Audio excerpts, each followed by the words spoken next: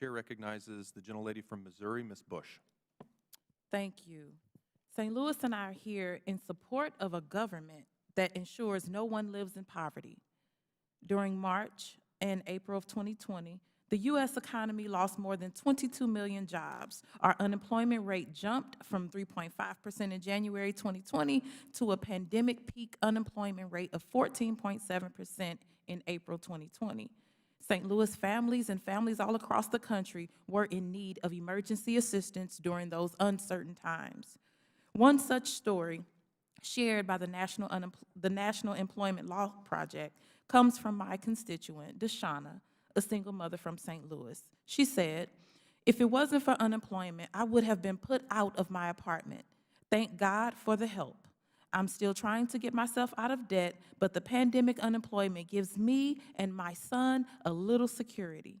I'm a single parent getting no help from the other parent, plus losing my job. So it has definitely been a blessing." The CARES Act created a temporary unemployment insurance program called the Pandemic Unemployment Assistance, or the PUA. In 2020, President Biden signed the American Rescue Plan into law, which extended PUA and other temporary unemployment insurance benefits. The PUA unlocked unemployment insurance benefits to workers and to families who were otherwise excluded from regular UI programs. This program was the difference between a full dinner table and an empty one for a number of families. Ms. Dixon, who benefited the most from these programs, and can you tell us why? And thank you for being here.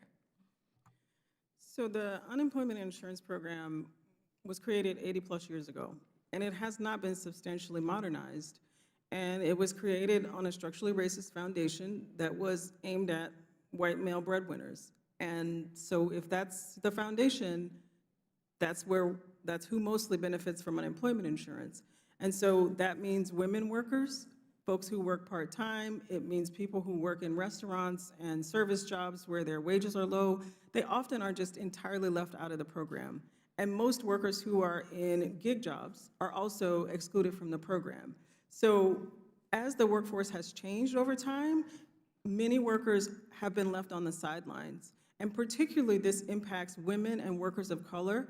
And so adding this program actually invited them into the program, some for the first time in their working lives. Thank you. In August 2020, the Department of Labor announced that it would distribute up to $260 million in grants to states to address disparities in the service delivery and administration of state unemployment insurance systems and promote equitable access to benefits. Ms. Dixon, how have the Department of Labor's equity grants impacted local communities across our country? One of the most critical things to understand when folks are doing this work in the states, they want to pay benefits. So they are not standing in the way. They are actually working really hard when they're understaffed and underinvested in. And one of the things that the Equity Grant Program has helped is for those folks to understand what the impacts are of the way the program is designed, so that it's not necessarily the individuals and the actions that they're taking, but it's the system and how they need to change what they do to help offset the inequities in the system. And that has been a really critical piece for states to take to heart as they are working to serve unemployed workers. Thank you. Sadly, Republicans are so focused on cutting programs that benefit regular, everyday people that it is impossible to take their criticisms of these programs seriously. We need to ensure funds are being used properly and then expand these programs and expand them permanently. Democrats will continue to lead with bold legislation that tackles our nation's crises while advancing equity and equal opportunity. Thank you, and I yield back.